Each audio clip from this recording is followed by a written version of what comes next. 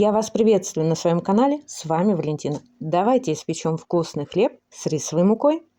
Получается вкусный, мягкий, да и печь его просто.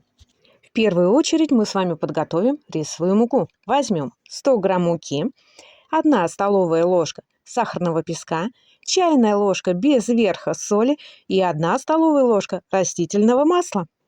Зальем 200 мл кипятка, именно кипятка. Хорошо размешаем и пусть постоит, пока будем готовить другие ингредиенты. У меня на канале есть отдельный плейлист по хлебу. Загляните, посмотрите. Может быть, найдете что-то интересное для себя.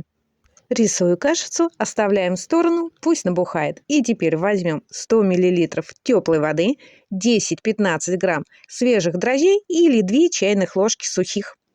Хорошо перемешаем, надо, чтобы дрожжи у нас разошлись. И всыпаем 2,5 стакана пшеничной муки.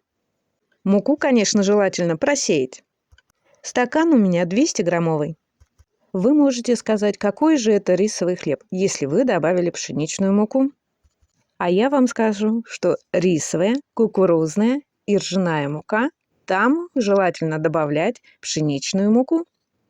В пшеничной муке много клейковины, и поэтому хлеб не будет клеклый, он не будет приплюснутый, он будет воздушный.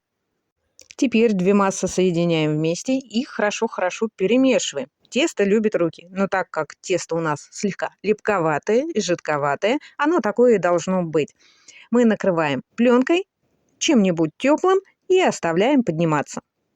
Тесто в теплышке оставляем на часок-полтора. Вот оно у меня поднялось, уже пузырчатое. И теперь мы должны обмять. Я смочила в муке руку и обминаю. Также можно и растительным маслом руки смочить. Тоже тесто будет отставать от рук. Опять хорошо вымешиваем. Если вам покажется, что мало муки и оно жидковатое, добавьте или рисовую, или пшеничную. Хлеб выпекаем на противне, в сковороде или формах. Если противень или сковорода, возьмите пергаментную бумагу. Придаем хлебу нужную форму и выкладываем, но особо не размазывайте. Он еще у вас расползется в разные стороны.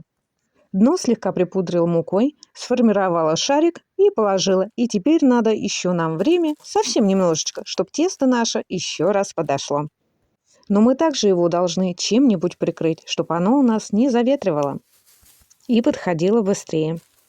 Как быстро будет у вас подходить тесто? Это все зависит от температуры вашего помещения и активности дрожжей. Тесто у нас хорошо подошло. Я взяла канцелярский нож и делаю надрезики. Но надрезики мы делаем сами, как хотим. Ставлю выпекаться в разогретую духовку. Температура 180-190 градусов, 30-40 минут. В духовку не заглядываем, дверцу не открываем, потому что это все у нас опустится. Как время будет подходить, тогда заглянете и посмотрите.